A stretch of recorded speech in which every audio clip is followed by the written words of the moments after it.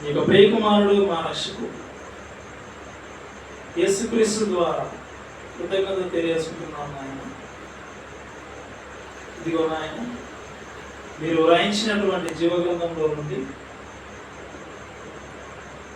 ఒక అమూల్యమైన సందర్భాన్ని తండ్రి మేము ఆలోచిస్తూ ఉంటూ ఉండగా మా యొక్క ఆత్మీయ జీవితానికి అవసరమైనటువంటి సంగతులు మేము తెలుసుకొని ఈ యొక్క వాక్యానికి నాయన లోబడే విధంగా సహాయం దయచేయమని కోరుచూ ఉన్నాం.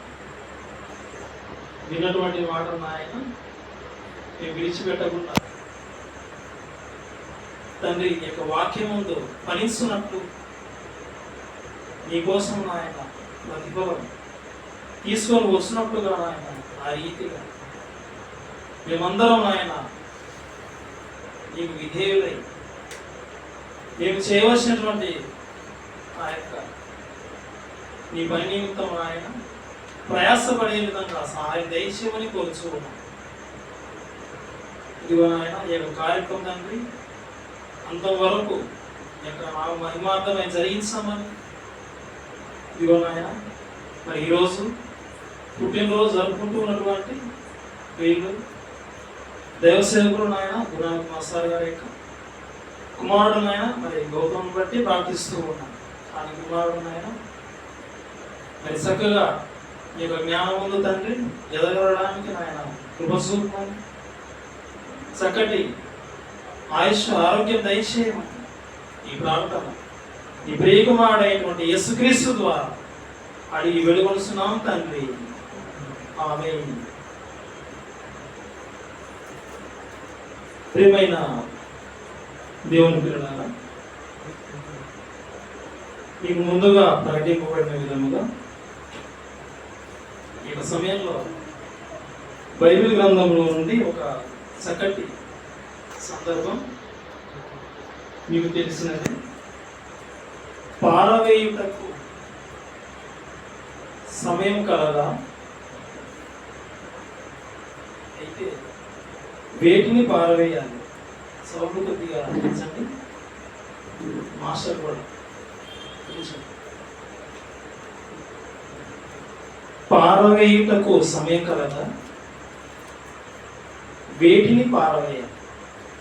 ప్రియమైన దేవుని పిల్లలారా, పారవేయడం గురించి మాకు తెలియదు కాదు, ఏదో కొత్త పదం అయితే కాదు. మరి ప్లాస్టిక్ వస్తువు లేదా భోజనం చేసేటువంటి మరి పేపర్ ప్లేట్స్ కావచ్చు, నీరు తాగేటువంటి మరి ప్లాస్టిక్ గ్లాసెస్, వీటిని ఏం చేస్తామంటే మనం ఉపయోగించుకున్న తర్వాత పారవేస్తాం. ఉపయోగించుకున్న తర్వాత మనం పారవేస్తాం. అదేవిధంగా మన యొక్క గృహాలలో ఎన్నో రకాలైనటువంటి వస్తువులు ఉంటాయి. అవి అవసరం వచ్చినంత కాలం, ఉపయోగపడినంత కాలం మనం ఉపయోగించుకుంటాం. ఏదైనా రిపేర్ వస్తే వాటిని రిపేర్ చేయించుకుంటాం. ఒకవేళ రిపేర్ చేయించడానికి తీసుకెళ్ళినా కానీ అది ఒకవేళ బాగుపడకపోతే ఇక చివరికి ఏం చేస్తామంటే ఇక దీన్ని పక్కన పెట్టేసేయాలి, ఇక పారవేయాలి. పాత సామాన్లకు ఇవ్వాలి అని ఆలోచన వస్తారు. అందుకే పాత సామాన్లు కూడా కొంటామనే వాళ్ళు కూడా వస్తూ ఉంటారు. అంటే పనికి రానిది పారవేస్తాం. అదేవిధంగా మనం రోజు తినే ఆహారం చక్కగా వండుకుంటాం. అయితే సమయం ఎక్కువ గడిచిన తర్వాత అవి ఏమైపోతాయంటే ఏవైతే మనకు ఆరోగ్యం ఇస్తాయో అవే అనారోగ్యం ఇచ్చే విధంగా అవి మారిపోతాయి. అవి స్పాయిల్ అయిపోతాయి, పులిసిపోతాయి. కాబట్టి మనం తీసుకోకుండా హానికరం కాబట్టి పారవేస్తాం. తినే ఆహారాన్ని పారవేస్తూ ఉన్నాం, పనికి రానటువంటి వస్తువులను పారవేస్తూ ఉన్నాం. ఉపయోగించుకున్న వస్తువులు ఉపయోగించుకున్నంత వరకు ఉపయోగించుకున్న తర్వాత ఇక దాని ఉపయోగం లేనప్పుడు కూడా పారవేస్తాం. అదేవిధంగా ఏదైనా ఫెస్టివల్ జరుపుకునేటప్పుడు కావచ్చు, ఏదైనా కొన్ని కార్యక్రమాలు మన ఇంటిలో నిర్వహించేటప్పుడు వచ్చే వారందరికీ మనం ఇల్లు శుభ్రంగా ఉంచుకోవాలని ఇంటిని బాగా శుభ్రం చేస్తాం. ఆ క్రమంలో ఇంట్లో ఉన్నటువంటి వస్తువులన్నింటినీ ఏం చేస్తామంటే మరి మంచివన్నీ పనికిరాని ఏవైనా డస్ట్ ఉంటే వాటన్నింటినీ సేకరించి బయట పారవేస్తాం. ఇక ప్రతిరోజు జరిగేటువంటిది, ప్రతిరోజు మరి జీవితంలో ఉండేటువంటి వేస్టేజ్ అంతా మరి బయట పారవేయడానికి సిద్ధం చేస్తూ ఉంటాం.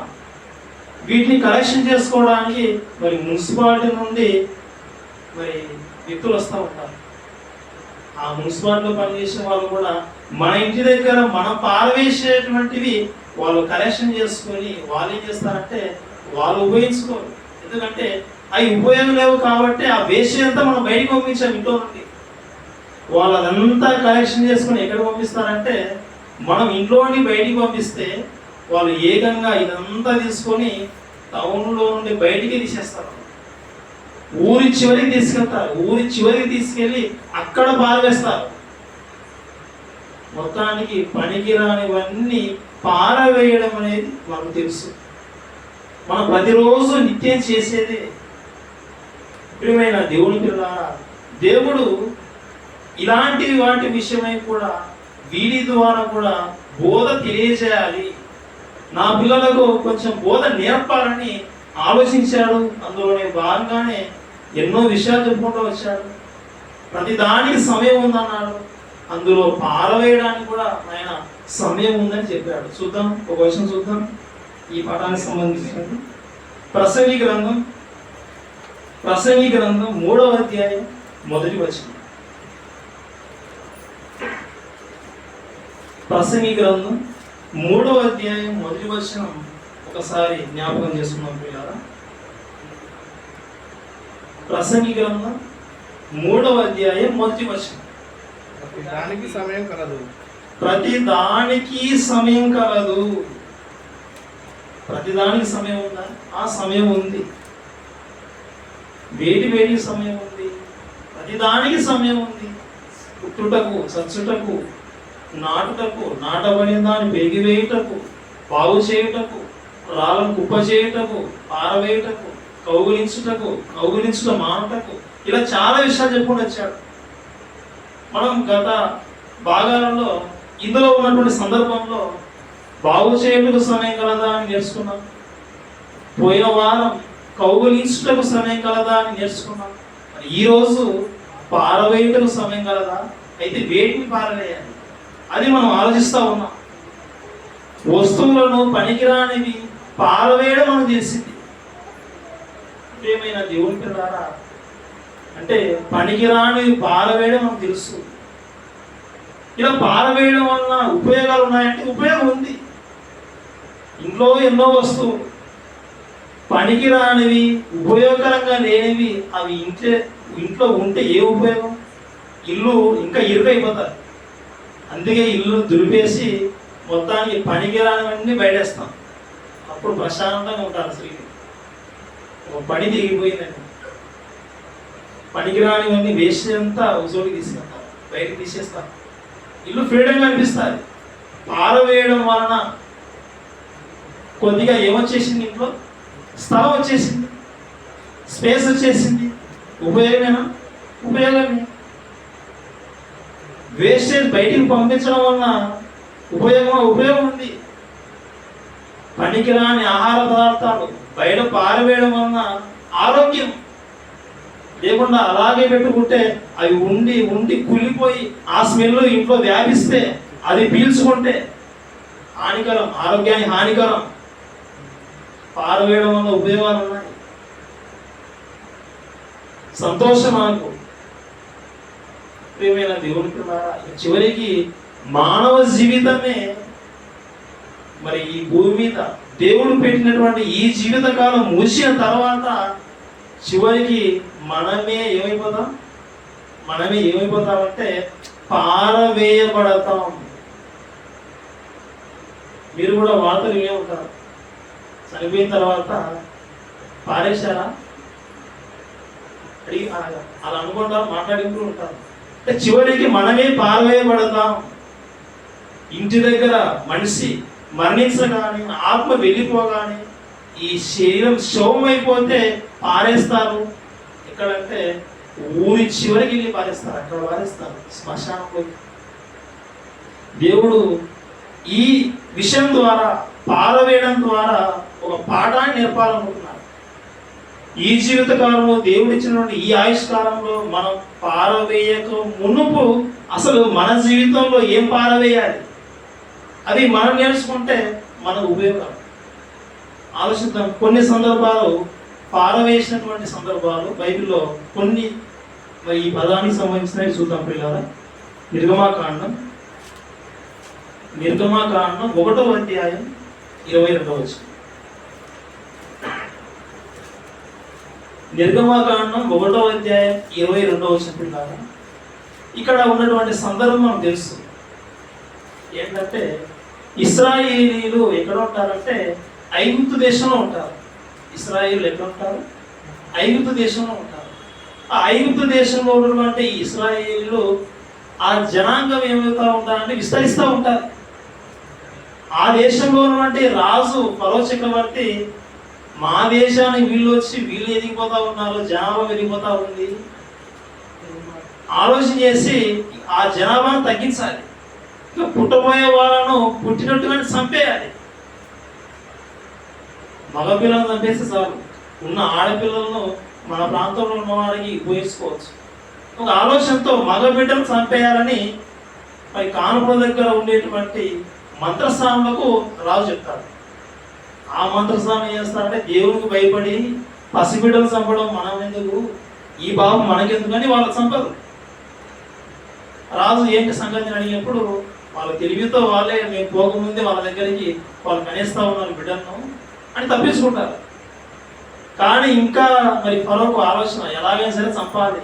అలా ఆలోచన చేసి తన జనాంగమే ఐగుప్తు రాజు ఫరో ఐగుప్తీయులకే ఎలాంటి సలహా ఇచ్చాడో చూడండి. అక్కడ అయితే ఫరో 22వ వచనం. అయితే ఫరో హెబ్రీయులలో పుట్టిన ప్రతి కుమారుని నదిలో పారవేయుడి. ఏం చేయాలట? నదిలో పారవేయుడి. వస్తువులు పారవేయడం, పాడైపోయిన పదార్థాలను పారవేయడం చూసాం. ఇక చివరికి ఇక్కడ చూస్తే పిల్లలు, పసిబిడ్డలు పారవేయడం. ఈరోజు కూడా చూస్తే, ఈరోజు కూడా పసిబిడ్డలను, పుట్టిన పసికంతులను మరి చెత్త కుప్పలలో పారవేసే సందర్భాలు అలాంటి వారు లేకపోలేదు. మరి వైద్య రంగంలో ఉన్నటువంటి వారికి ఈ వార్తలు ఎన్నో తెలుసుకోవాలి మనకంటే సులువుగా. పసిపిల్లలను, పుట్టిన వారిని పారేస్తా ఉన్నారు. ఆ రోజు కూడా మరి దేవుని జనాంగం అని ఏ ఇశ్రాయేలు పిలువబడ్డారో ఆ దేవుని జనాంగమైనటువంటి ఇశ్రాయేలులో ఉన్నటువంటి మగబిడ్డలు పారవేయబడ్డారు, నదిలో పారవేయబడ్డారు. ప్రియమైన దేవుని పిల్లలారా, ఇంకో సందర్భం చూసుకుందాం. ఇంకో సందర్భం యోనా గ్రంథం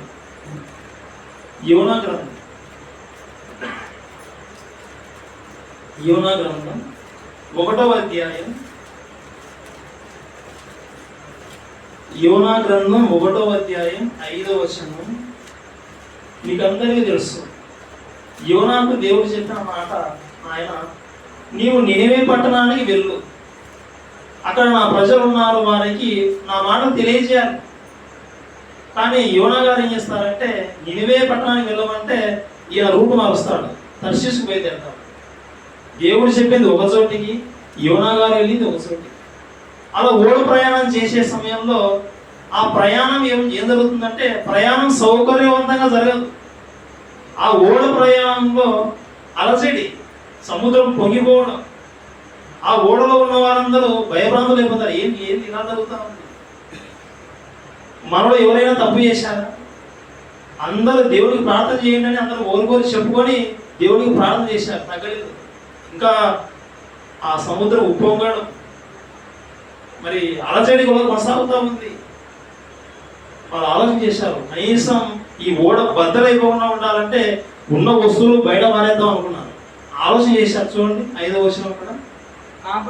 కాబట్టి నావికులు భయపడి ప్రతి వాడును తన దేవతను ప్రార్థించి ఓడ చులకన చేయుటకై అంటే ఓడను ఏం చేయాలి అంటే బరువు తగ్గించాలి, తేలిక చేయాలి, తేలిక చేయుటకై, చులకన చేయుటకై అందులోని సరుకులను సముద్రంలో ఏం చేశారు?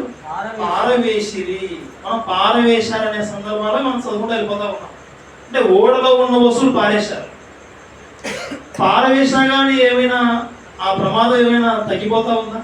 ఆ వాతావరణం ఏమైనా ఓడ మరి సురక్షితంగా వెళ్తుందా? లేదు, ఇంకా అలజడే ఉంది.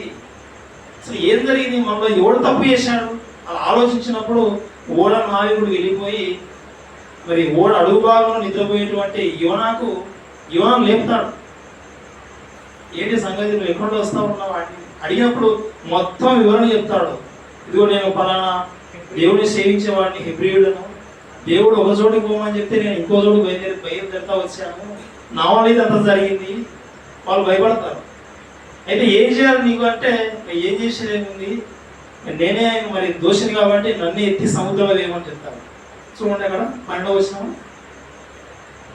యోనా గ్రంథం 1వ అధ్యాయం వచ్చిన చూడండి. మేము నీకేమి చేయవలని అడగగా యోనా నన్ను బట్టి ఈ గొప్ప తుఫాను మీ మీదికి వచ్చెనని నాకు తెలిసి ఉన్నది.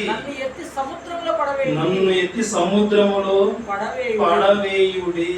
అప్పుడు సముద్రం మీ మీదికి రాకుండా నిమ్మలించునని అతడు వారితో చెప్పాడు. వారు ఈ యోనాను ఎత్తి సముద్రంలో వేశారు. అంటే మొత్తానికి సముద్రంలో పడేశారంటే సముద్రంలో పారేశారు అనుకోవాలి. సముద్రంలో పారేశారు అంటే మనం గమనించవలసిన విషయం ఏంటంటే, వారు అనుకున్న విషయాలు వస్తువులు పారేయాలనుకున్నారు. వస్తువులు పారేసినా కానీ ఆ తుఫాన్ అనేది ఆగలేదు. చివరికి దేవుని మాట వినటువంటి ఈ యోనాని ఎత్తి పారేయడం వలన సముద్రంలో అప్పుడు తుఫాను అనేది ఆగిపోయి. ప్రియమైన దేవుని పిల్లలారా, ఇక్కడ మనం ఆలోచించవలసిన విషయం ఏంటంటే, దేవునికి విరోధంగా మనం ఉంటే, దేవునికి ఒకవేళ విరోధం అయిపోతే మన పరిస్థితి ఎలా ఉంటుందంటే, ఖచ్చితంగా ఆ రోజు యోనా ఎత్తివేయబడి సముద్రంలో పడేసిన పరిస్థితి తిమింగలం పట్టుకుంది. కానీ మన జీవితంలో మనం దేవునికి అవిధేయం అయిపోతే దేవుడు ఖచ్చితంగా మనల్ని కూడా ఎత్తి పారవేయాల్సిన సందర్భాలు మరి మన జీవితంలో కూడా చోటు చేసుకుంటాయి. ఇది మనం బైబిల్ యొక్క సందర్భాల సారం బట్టి మనం అర్థం చేసుకోవాలి. ప్రియమైన దేవుని పిల్లారా, ఇంకో సందర్భం చూద్దాం. మరి ఐగుప్తులో ఇశ్రాయేలు పిల్లలు పారేశారు నదిలో. ఇక్కడికి వస్తే ఏకంగా చివరికి దేవుని మాట వినప్పుడు మరి ఓడలో నుండి సముద్రంలో పారవేయబడ్డాడు. చూద్దాం, ఇంకో సందర్భం చూద్దాం. దినవృత్తాంతం 2వ గ్రంథం 29వ అధ్యాయం 16వ వచనం. దినవృత్తాంతం 2వ గ్రంథం 29వ అధ్యాయం 16వ వచనంలో ఇక్కడ హిజ్కియా రాజు కాలంలో హిజ్కియా ఏం చేస్తాడంటే, మంచి ప్రవర్తన గలవాడు.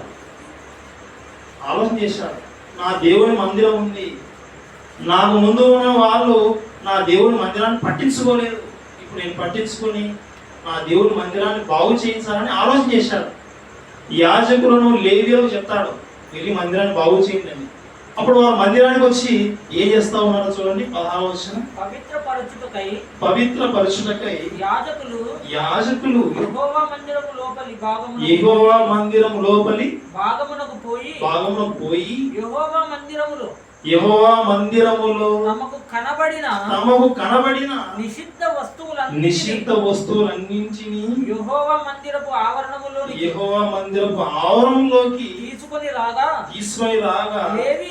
లేవీయులు వాటిని ఎత్తి వాటిని ఎత్తి కిద్రోను వాగులో పారవేసిరి. కిద్రోను వాగులో పారవేసిరి. దేవుని మందిరంలో నిషిద్ధమైనది, దేవుని మందిరంలో ఉండకూడనివి ఉన్నప్పుడు అవి గమనించి ఏం చేశారు? అక్కడ అవన్నీ సమకూర్చి ఎత్తి పారేశారు.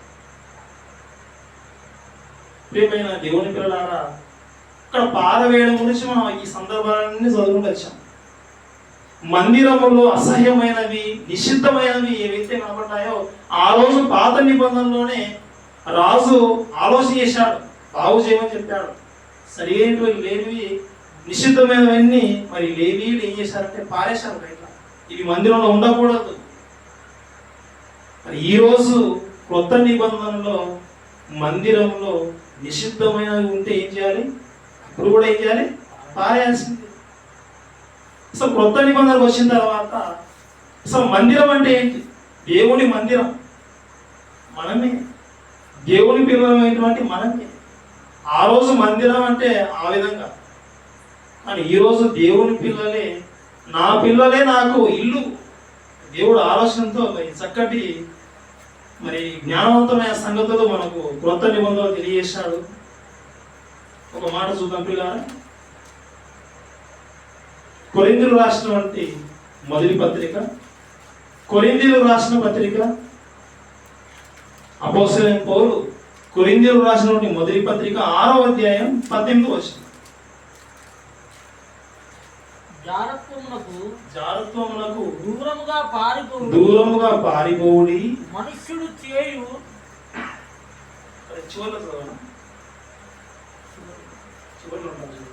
మీ దేహము 19వ వచనం. ఓకే, 19వ వచనం. కొరింథీయులకు రాసిన మొదటి పత్రిక 6వ అధ్యాయం 19వ వచనం. మీ దేహము దేవుని వలన మీకు అనుగ్రహింపబడి మీలో ఉన్న పరిశుద్ధాత్మకు ఆలయమై ఉన్నది. మీకు తెలియదా? మీరే దేవుని ఆలయం. ఆ రోజు దేవుని మందిరంలో, దేవుని ఆలయంలో ఉన్నటువంటి నిషిద్ధమైనవి లేవీలు ఎత్తి పారేశారు, బయటికి ఉండకూడదు మందిరంలో. ఈ రోజు మందిరం, ఈ రోజు దేవుడు ఉండే నివాసం మనమే జీవము గల దేవుని మందిరం. ఈ మందిరంలో మనలో ఉన్నటువంటి నిషిద్ధమైనవి ఏం చేయాలి? ఎత్తి పారేయాలి, పారవేయాలి. పారవేయడం సమయం ఉంది, పారేయాలి ఇప్పుడే, ఈ జీవిత కాలంలోనే. అలాగే మనలోనే పెట్టుకుంటే మన జీవితం ముగిసిపోయిందంటే ఇక తర్వాత పాతాలనే గతి. అలా ఉండకూడదని ఈ పాఠం ద్వారా మనకు తెలియజేస్తూ ఉన్నాడు. ప్రియమైన దేవుని పిల్ల, నిజంగా పారవేయాలా? పారవేసేవి కూడా మనలో ఉంటాయా? క్రొత్త నిబంధనలో ప్రభువైన యేసుక్రీస్తు వారు వచ్చిన తర్వాత ఆయన తన ప్రసంగాల్లో పలికిన మాట చూద్దాం పిల్లల. మత్తయి సువార్త 5వ అధ్యాయం, మత్తయి సువార్త 5వ అధ్యాయం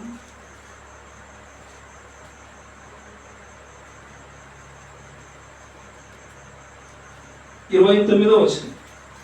మత్తయి సువార్త 5వ అధ్యాయం 29వ వచనం చూద్దాం పిల్లల. నీ కుడి కన్ను నిన్ను అభ్యంతరపరచిన ఎడల దాని పెరికి నీ యొద్ద నుండి ఏం చేయాలి? పారవేయుము. ఈరోజు మందిరం మనమే, దేవుడిచ్చినటువంటి ఈ శరీర ఆకారమే, ఈ దేహమే దేవాలయం.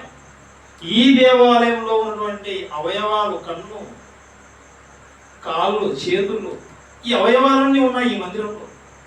ఇది జీవంగా మందిరం, ఇది నడిచే మందిరం, కదిలే మందిరం. ఇందులో నిశ్చితమైనది ఒకవేళ ఉంటే అదే చెప్తా ఉన్నాడు.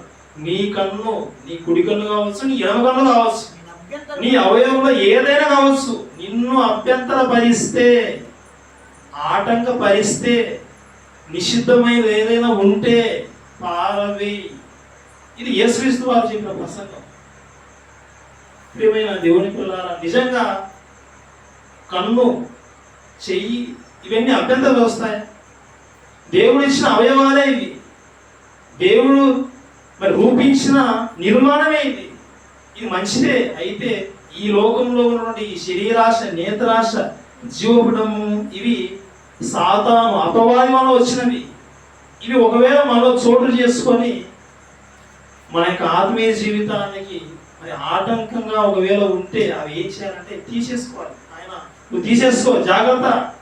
అలాంటివి ఏమైనా నీలో ఉన్నాయో తీసేసుకో. నువ్వు పారవేయి వాటిని. ఎన్నో పారవేస్తా ఉన్నాం అవసరం లేదు. ఏరు కోసం ఉపయోగించుకుంటాం, పని చేయాలంటే పారేస్తాం, కొత్త తీసుకుంటాం. ఇప్పుడు అందరూ ఆన్లైన్లో బుక్ చేయడమే. ఏ వస్తువు అయినా సరే ఆన్లైన్లో బుక్ చేసుకోవడమే, పారేయడం, కొత్త తీసుకోవడం. ఇది మనకు తెలిసిందే. అదేవిధంగా మన అవయవాలలో ఏమైనా అభ్యంతరకరంగా ఒకవేళ అనిపిస్తే అలాంటి ఆలోచనని ఏం చేయాలంటే అవి తీసేయాలి. డైరెక్ట్గా కన్ను తీసేయడం, డైరెక్ట్గా చేయి తీసేయడం కాదు. అందులో కలిగేటువంటి ఆలోచనలు ఏవైతే వస్తూ ఉన్నాయో వాటిని తీసివేయాలి. వాటిని తీసివేయడం వలన ఉపయోగమే. ప్రియమైన దేవుని పిల్లలారా, ఒకవేళ మనలో కోపం ఉందా, ఆ కోపాన్ని ఏం చేయాలి? పారేయాలి. ఒకవేళ మనలో అసూయమైన ఉందా, అది అవసరం లేనిది, దాన్ని కూడా ఏం చేయాలి? తీసి పారవేయాలి. కానీ శరీరాశయమైన ఉందా, అది మనకు సంబంధించింది కాదు, అపవాది, దానికి తీసేయాలి. ఇలా మానవ దేహంలో పుట్టేటువంటి ప్రతిదీ చెడు కార్యములు ఇవన్నీ ఏం చేయాలంటే పారవేయవలెను. ఇవి పారవేయాలి. వేటిని పారవేయాలి? ఇవే పారవేయడం సమయం కలదు, వీటినే పారేయాలి. ప్రియమైన దేవుని పిల్లలారా, ఇంకా చదువుదాం, కంటిన్యూగా చదువుదాం. అక్కడ 30వ వచనం, నీ కుడి చెయ్యి నిన్ను అభ్యంతరపరిచిన యెడల దానిని నరికి నీ యొద్ద నుండి పారవేయుము. నీ దేహమంతయు నరకములో పడకుండా నీ అవయవంలో ఒకటి నశించుట నీకు ప్రయోజనం కదా. దేవుడు చెప్తా ఉన్నాను, ఆయన నువ్వు తీసే పనికి రానివి తీసేయడం మీకు తెలుసు. పనికి రానటువంటివి, నిషిద్ధమైనవి, మీలో కలిగేటువంటివి ఇవి ఏం చేయాలంటే మీరు తీసివేయాలి. తీసివేయడం వల్ల ఉపయోగమే ఉంది. తీసివేయడం వల్ల ఉపయోగమే. ఇంకొక సందర్భంలో యేసుక్రీస్తు వారు ఆయన పలికిన మాట, నేను ద్రాక్షావల్లిని, నా తండ్రి వ్యవసాయకుడు, మీరు తీగలు. ఒక ద్రాక్షావల్లిలో తీగలు ఎలా అయితే మరి తీగలు ద్రాక్షావళితో అంటి పెట్టుకుని ఉంటాయో, ఫలిస్తూ ఉంటాయో, ఫలించినంత కాలం ఉపయోగమే.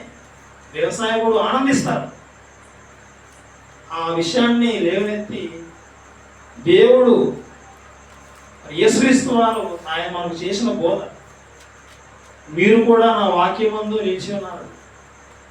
మీరు నా వాక్యమందు నిలిచి ఉంటే మీరు ఫలిస్తారు. మీరు బహుగా ఫలించడం వలన నా తండ్రి సంతోషిస్తాడు. ఒకవేళ మీరు ఫలించకపోతే, నా వాక్యం విని మీరు ఒకవేళ భక్తి జీవితంలో లేకపోతే, ఇక మీరు కూడా ఏం చేయబడతారంటే, ఒక తీగ ఎలా అయితే ద్రాక్షవల్లిలో ఉపయోగం లేనప్పుడు, అది పనికి రానప్పుడు దాన్ని తీసి ఎలా అయితే వ్యవసాయుడు పారవేస్తాడో, నా యందు ఫలించని మీరు కూడా పారవేయబడతారు అని చెప్పాడు. చూద్దాం యోహాను సువార్త 15వ అధ్యాయం. యోహాను సువార్త 15వ అధ్యాయం 6వ వచనం అనుకుంటాను, చూడండి ఒకసారి. యోహాను సువార్త 15వ అధ్యాయం 6వ వచనం. ఎవడైనను నా యందు నిలిచి ఉండని యెడల వాడు తీగ వలె బయట పారవేయబడి ఎండిపోవును. మనుషులు అట్టి వాటిని పోగు చేసి అగ్నిలో పారవేతురు, అవి కాలిపోవును. ఒక ద్రాక్షవల్లిలో తీగలు ఫలించకపోతే వ్యవసాయకుడు వేరు చేసి పక్కన వేస్తాడు. అవి కొంతకాలం తర్వాత ఎండిపోయిన తర్వాత కాల్చేస్తాడు. దేవుడు వాక్యం చెంతకు వచ్చి ఆయన మాట నేర్చుకునే మనం ఈ భక్తి జీవితంలో, మన జీవితంలో అవసరం లేనివి, ఉపయోగకరం లేనివి, నిరుపయోగమైనవి ఒకవేళ ఉంటే వాటిని తీసివేయాలి. కోపము, ద్వేషం, పగలు, హెచ్చించుకునే తనం, ఇలాంటి కార్యక్రమాలు ఏవైనా సరే ఇవన్నీ ఏం చేయాలంటే తీసివేయాలి, పారవేయాలి, వీటినే పారవేయాలి. వీటినే ప్రియమైన దేవుని పిల్లలు, వీటిని పారవేస్తే మనకు ఆనందమే, మన మనసును తేలికగా ఉంటుంది. కానీ పారవేయడం అనేది ఈ టెక్నిక్ తెలియక చాలా మంది అన్ని విషయాలు, ఊర్లో ఉన్న విషయాలన్నీ తమ మనసులో పెట్టుకొని ఆలోచించి ఆలోచించి ఆలోచించి అన్నం తినకుండా, ఏడ్చుకుంటా, బాధపడుకుంటా, చాలా బాధపడతా ఉంటారు. అసలు దేవుడు సులువుగా తీసేయమని చెప్పాడు. ఆలోచించి ఆలోచించి నిజంగా అలసిపోతారు. దేవుడు కూడా నీ విస్తారమైన ఆలోచన వల్ల నువ్వు అలసిపోయి ఉన్నాడు, సులువుగా తీసేయచ్చు. అలా తీసివేయడం వల్ల మనసుకి ఎలా ఉంటుందో హ్యాపీగా అనిపిస్తుంది. నిజంగా అవన్నీ మనం పట్టించుకోకుండా వదిలేయడం వలన ఇక భక్తి జీవితం ముందుకు వెళ్ళిపోవచ్చు. మరి దేవుడు ఇవన్నీ సులువైన మార్గాలుగా, మరి పాఠాలుగా మనకు బోధిస్తూ ఉన్నాడు. ప్రియమైన దేవుని పిల్లలారా, మరి పారవేయటకు సమయం కాదా? సమయం ఉంది. మనకి ఈ జ్ఞానం తెలిసిన తర్వాత మరి ఇప్పుడే పారేసుకోవాలి, అవసరమైనని తీసేయాలి అంతే. అలా ఉంటేనే మన జీవితం మరి క్షేమకరంగా దేవుడు చెప్పినట్టుగా మరి భక్తి జీవితంలో మనం కొనసాగించుకుంటాం. మరి ఆ రీతిగా మనం ఉంటే దేవుడికి ఇష్టలుగా ఉంటాం. మరి దేవుడు ఇచ్చేటువంటి పరలోకాన్ని కూడా మనం స్వతంత్రించుకుంటాం పిల్లలు. మరి ఆ రీతిగా మీరందరూ ఉండాలని, మరి దేవుని కొరకు ఉన్నతంగా జీవించాలని మరి యొక్క మాటలు జ్ఞాపకం చేస్తూ ఉన్నాము. మరి చిన్న ప్రార్థన చేసుకున్నాం పిల్లలు. ప్రార్థన. పరలోకమందు ఉన్నటువంటి మా యొక్క తండ్రి, నీ యొక్క పరిశుద్ధమైన ఉన్నతమైన నామం బట్టి నీ యొక్క ప్రేకుమారుడు మా రక్షకుడు యేసుక్రీస్తు ద్వారా ఆయన మరొకసారి తండ్రి ప్రార్థించి అడిగి వెలుగుంచు. ప్రతి దానికి ఆయన సమయం కలదని చెప్పారు. మరి ఈరోజు నాయన పారవేయటకు సమయం కలదా? మరి వీటిని పారవేయాలని నేను తెలుసుకుని ఉన్నాను నాయన. నిజంగా మా యొక్క జీవితాల్లో నాయన అభ్యంతరకరంగా ఈ యొక్క వాక్యానికి అవిధేయంగా మా జీవితాలలో ఏవైతే ఉన్నాయో ఆయన వాటన్నింటి మీరు గుర్తెరిగి ఆ యొక్క పాపపు కార్యంలో ఆయన మేము పారవేసిన మీ ఎదుట నిర్దోషులుగా తండ్రి ఈ యొక్క వాక్యానుసారంగా జీవించే విధంగా మాకు సహాయ దయచేయమని ఇప్పటి వరకు నాయన మరి చక్కగా మీరు నడిపించిన విధానం కూడా ఆయన మరొకసారి కృతజ్ఞత తెలియజేసుకుంటూ కూడి వచ్చిన ప్రతి బిడ్డను ఆయన జ్ఞాపకం చేసుకొని మీకు కృపలో జ్ఞాపకం చేసుకుని ఆయన మీకు ఇష్టం చొప్పున ప్రతి విధమైనటువంటి అక్కర క్రీస్తులో తీర్చమని ఈ ప్రార్థన ఈ ప్రేమమైనటువంటి యేసుక్రీస్తు ద్వారా అడిగి వేడుకొనుచున్నాం తండ్రి. ఆమేన్.